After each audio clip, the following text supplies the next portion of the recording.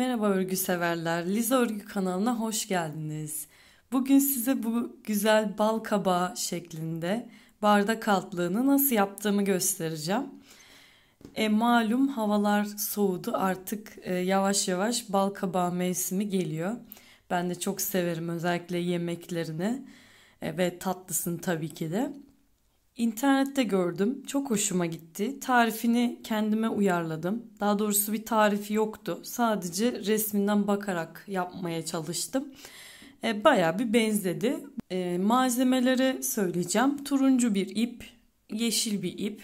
Ben sanırım bunu 2,5 milimetre ördüm ama bugün 3 milimetre kullanacağım. Biraz kasma yaptı gibi. Aslında şu an çok güzel duruyor ama çok sıkı olsun istemiyorum. Bu arada şöyle göstereyim, kahve bardağım da buradayken duruşunu şu şekilde gayet güzel duruyor. Örmeye başlamadan önce kanalıma abone olup beni desteklerseniz çok sevinirim. Her hafta sizler için en kolay ve en güzel örgüleri bulmaya çalışıyorum. Siz de beni yorumlarınızla ve beğenilerinizle desteklemeyi unutmayın. Teşekkür ediyorum. Şimdi hep beraber örmeye başlayalım. Turuncu ipimi aldım. Sihirli halka yapmamız gerekiyor. Elime bu şekilde ipimi şöyle doluyorum ve şuradan aradan girerek ilmeğimi çıkarıyorum. Bunu bu şekilde tutuyoruz. Aslında bakın sadece düğüm yapar gibi oluyor sanki. Şimdi zincirlerimi çekmeye başlıyorum. 1 2 ve 3. 3 tane zincir çektim. Ve sihirli halkamın içine toplamda 12 tane sık iğne yapacağım. Şimdi birinci zincirle yaptık zaten. Başına doluyorum.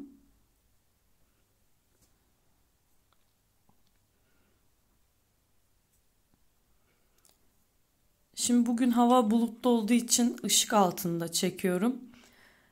O yüzden bazen kararmalar olabiliyor. Ben şöyle odağımı sabitleyeyim. Başına doluyorum. Aralarda zincir yok. Sık iğnelerden toplamda 12 tane yapıyoruz. 11 ve 12 tane yaptım. Şimdi ipimi buradan çekip sıkıştırıyorum. Şimdi ilk yaptığımız 3 zincirin üçüncüsüne 1 2 3 tane zincir yapmıştık. Şöyle getireyim. Zincirin içine batıyorum ve kaydırıyorum. Göbeğimizi yapmış olduk. Şimdi 1 2 3 zincir çektim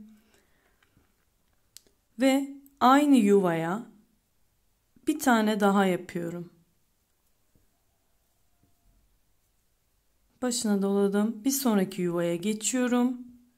Buna da 2 tane yapıyorum. Yani bütün gördüğümüz yuvalara ikişer tane trabzan yapıyoruz. Gene aralarda zincir yok. Aslında şu an dümdüz bir yuvarlak yapmaya çalışıyoruz. Yani şu ortasındaki göbeği yapmaya çalışıyoruz. Bu şekilde bütün yuvaların içine ikişer tane ikili trabzan yapıyoruz. İlk sırada ilmek sayımız 12 idi. 12 tane trabzanımız vardı. Bu sırada 24 olması gerekiyor. Sayarak kontrol ederseniz çok iyi olur. Bazen atlanabiliyor. Yanlış yapmayın.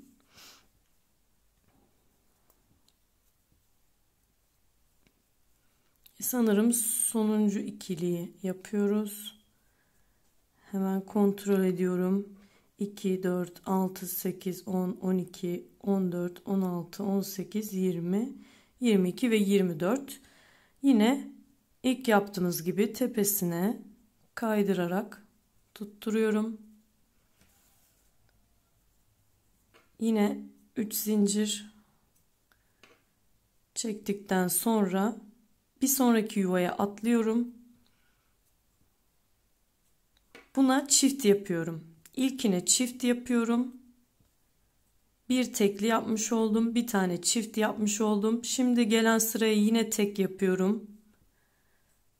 Bir sonrakine çift batacağım. 2 tane yapıyorum. Yani bir tek bir çift yapıyoruz.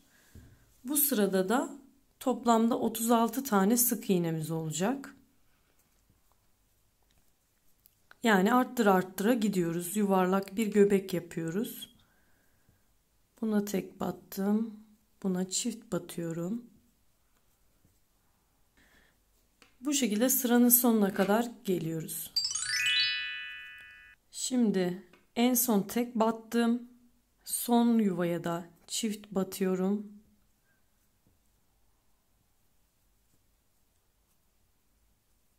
Sayımı da kontrol ettim. Tam 36 tane trabzanım olacak bu sırada. Ve yuvarlıyorum. 3. sıramızı da bitirdik. 4. sırada yine 3 zincirle başlıyoruz. Başını doladım. Bir sonraki yuvaya yine tek batıyorum.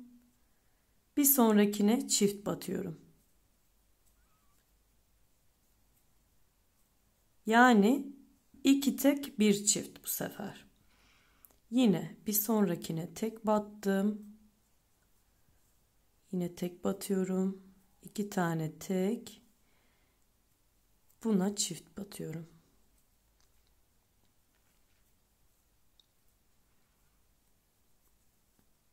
Bu sırada da sonunda toplamda 48 tane trabzanımızın olması gerekiyor.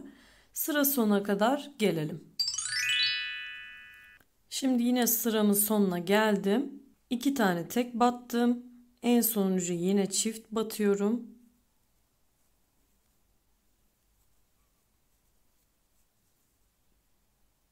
Ve ilk yaptığım zincirin içine kaydırarak birleştiriyorum. Bu şekilde düzgün bir yuvarlağımız oldu. Şimdi şu orta yuvarlağımızı yaptık. Şu yanları yapacağız. Onun için de bir zincir çektim. Bir sonraki yuvaya sık iğne yapıyorum. Başını dolamadan battım.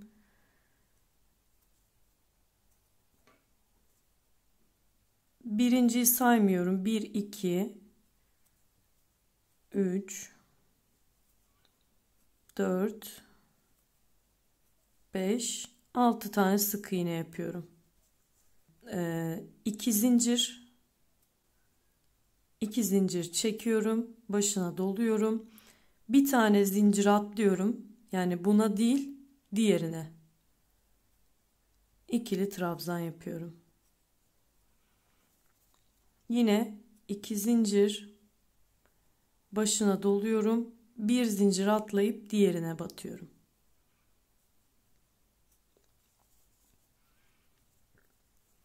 İki zincir. Bunu atlıyorum, buna batıyorum. 2 zincir. Bir tane atlıyorum, diğerine batıyorum. 1, 2, 3, 4. Toplamda 8 tane trabzan olana kadar aynı şeyi yapacağım. Bir tane atlıyorum. Aralarda 2 zincir. Bir tane atlıyorum. 1, 2, 3, 4, 5, 6 oldu. 2 tane daha yapacağım. Bir tane atlıyorum diğerine. 2 zincir. Bir tane atlıyorum. Şuradan da kontrol edelim. 1, 2, 3, 4, 5, 6, 7, 8 tane ikili trabzan olana kadar 1, 2, 3, 4, 5, 6, 7, 8 tane oldu. Şimdi yine 2 zincir çekiyorum. Bir tane yuva atlıyorum. Bu sefer başına dolamadan batıyorum. Yani sık iğne yapıyorum. Birinci yaptım. 2, 3 sıra sıra. 4, 5 ve 6 tane yine sık iğne yapıyorum. Bu şekilde yanlarımızı genişletmiş oluyoruz. Ortası sık iğne kalıyor. 1, 2, 3, 4, 5, 6 tane sık iğne yaptıktan sonra yine 2 zincir, yine bir yuva atlayıp diğerine batıyorum. 2 zincir, bir yuva atlıyorum diğerine. 2 zincir, bir yuva atlayıp diğerine. 2 zincir. Yani aslında tam karşılıklı olarak aynı şeyi yapıyoruz. Yine 8 tane trabzanımız olana kadar. Son bir tane daha yapacağız. 2 zincir ve bir yuva atlayıp diğerine. 2 zincir çekiyorum son olarak. Bir yuva atlıyorum ve sık iğne yapıyorum. Zaten bakın burası da başlangıç yerimizde. Son bir sık iğne yapıp ilk başladığımız yere sabitliyoruz. Şöyle göstereyim. Ve sıramızı bitirdik. Şimdi bir zincir çekiyorum. Gene sık iğne ile başlıyoruz. Sık iğnelerin üstüne sık iğne yapacağız.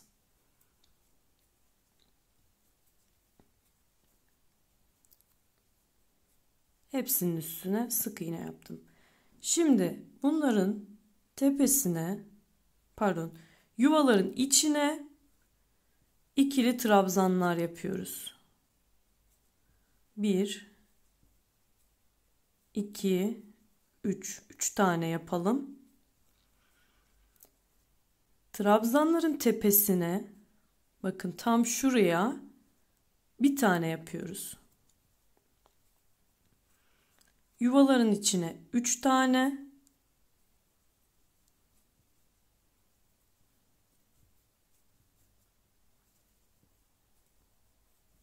Tepesine bir tane.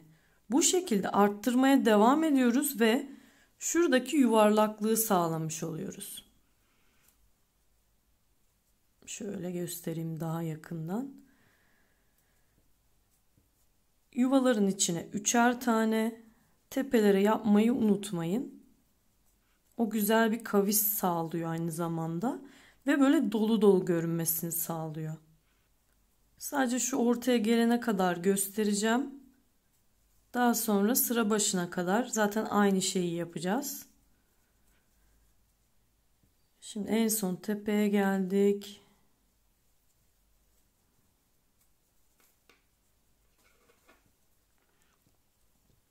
Üç tane yapıyoruz.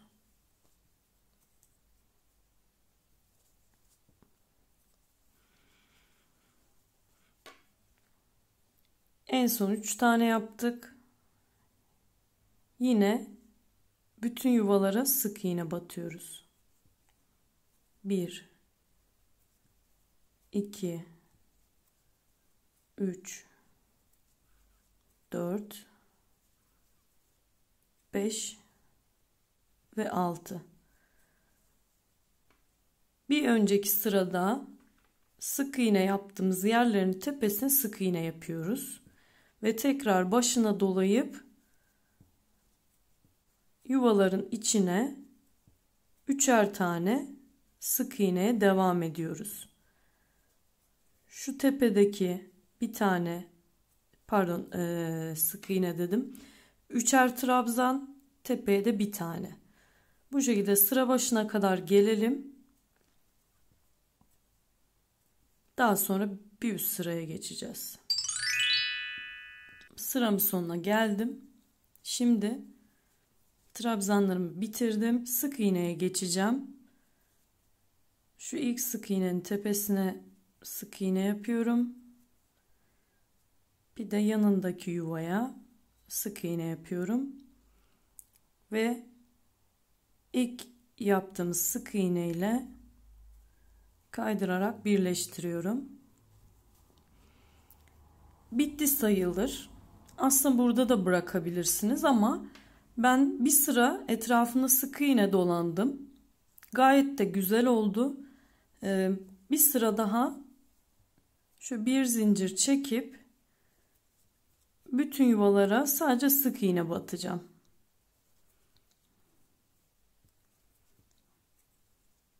Bütün zincirlerin tepesine başına dolamadan sık iğne dolanıp geliyoruz.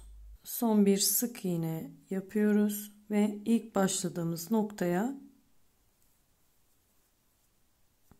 kaydırarak birleştiriyoruz.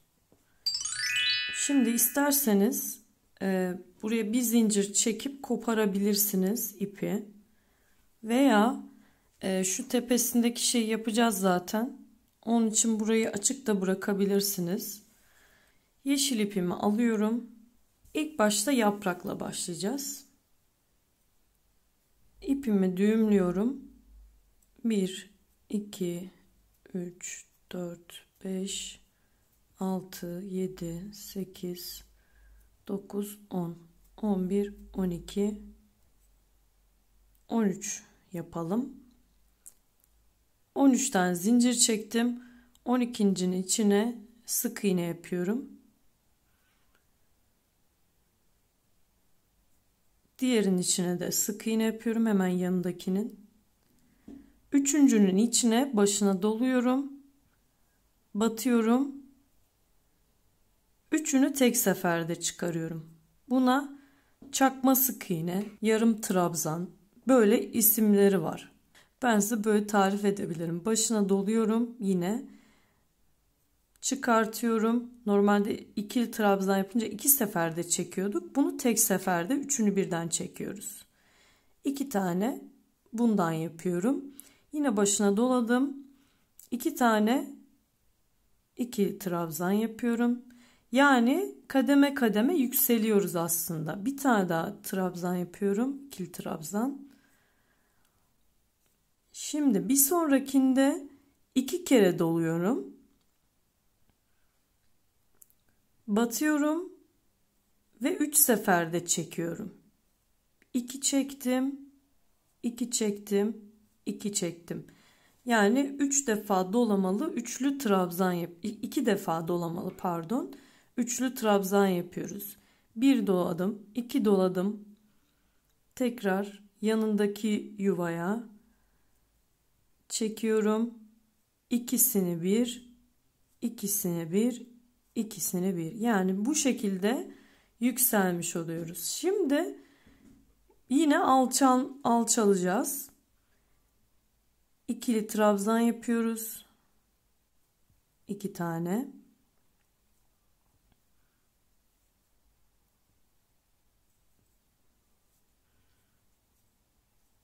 İkili trabzan yaptım. Yine yarım trabzan ya da çakma sık iğne yapıyorum. Son zincirime de sık iğne yapıyorum. Ve geri döneceğim. Geri dönmek için bir tane daha sık iğne yapıyorum. Bir tane daha. Yani toplamda şöyle, hatta bunu da gizleyerek, toplamda sonuncu zincirime 3 tane sık iğne yapıyorum. Ve yine başına doladım. Karşılıklı gelen neyse onu yapıyorum. Çakma sık iğne yaptım bir tane. İkili trabzan.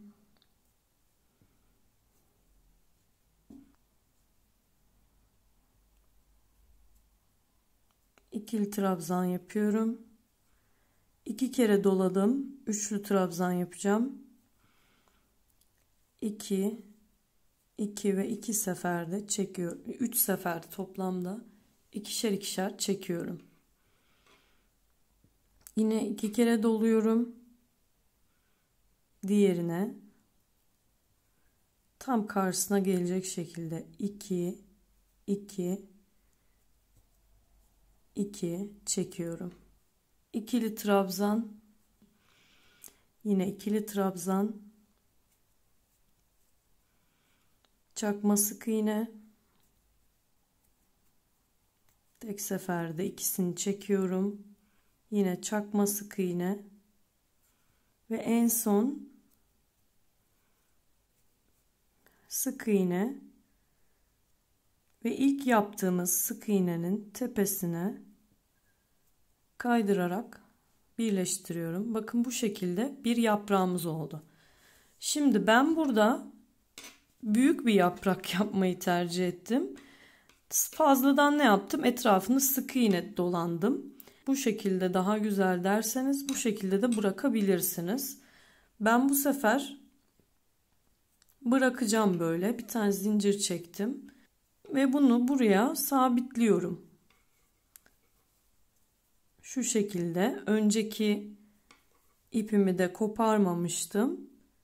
İkisini birden geçiriyorum ve bunu sıkıştırıyorum böyle. Turuncu ipimi keseceğim. Hiç düğüm atmadan arada kaybedeceğim. Bu da çok güzel bir yöntem.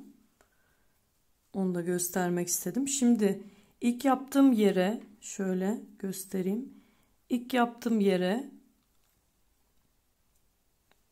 şöyle tekrar batıyorum. Sık iğne yaptım. Birinci yuvama yaptım. İkinciye sık iğne yapıyorum. Üçüncüye de sık iğne yaptım. 4 sık iğne. 1, 2, 3, 4 tane sık iğne oldu. 5 tane yaptım. Şimdi 3 zincirle yukarı çıkıp trabzan yapacağım. İkili trabzan. İlkini atlıyorum. Çünkü zincir olarak yaptım zaten. Diğer zincirlerin tepesine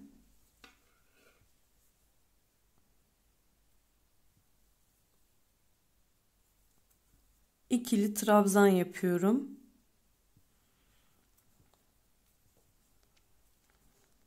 Şimdi diğer tarafa gitmem lazım. Geri dönüyorum. İlk zincirimin içine batıyorum. Sık iğne yapmadan kaydırıyorum. Batıyorum, kaydırıyorum. Diğer sıraya, diğer tarafı gelene kadar kaç tane zincir varsa kaydırıyorum. Sonuncuya geldim. Şöyle biraz zor oluyor ama şöyle kaydırıyorum. Güzel bir görüntüsü olsun diye. Yine kaydırmaya devam ederek alta kadar inebilirsiniz. Daha sonra 20 tane zincir çekiyoruz. Başına doluyorum, batıyorum, tek seferde çıkıyorum. Pardon. Yine aynı zincire başına doladım. Tek seferde çıktım. Yine başına doladım. Tek seferde çıktım. Yine bir sonraki zincire atlıyorum. Her zincirin içine üçer tane yapıyorum. Bu şekilde sıranın sonuna kadar, zincirlerimiz bitene kadar aynı şeyi yapıyoruz. Üçer tane. Bakın böyle kıvrılmaya başladı. Zincirin sonuna kadar yapıp gelelim. Son zincirime geldim. Başına doladım. Ve sonuncuyu yapıyorum. Bir zincir çektim. İpimi kesebilirim artık.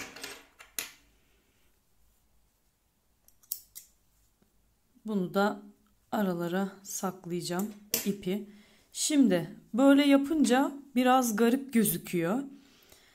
Şimdi biz bunu düzeltiyoruz. İlk başta şu şekilde kendi kendine kıvrılıyordu. Ben onu kıvrıldığı yönde döndürmeye devam ediyorum. Bakın bu şekilde oldu. Şöyle kahvemizi koyuyoruz. Bence gayet sevimli oldular. Umarım siz de beğenmişsinizdir. Kanalıma abone olmayı unutmayın. Gelecek videolardan haberdar olmak için bildirim zili var. Zil simgesine tıklayarak bildirimleri açabilirsiniz. Böylelikle ben her video yüklediğimde haberiniz olacak. Bir dahaki videomuzda görüşünceye dek hoşça kalın. Hepinize sevgiler.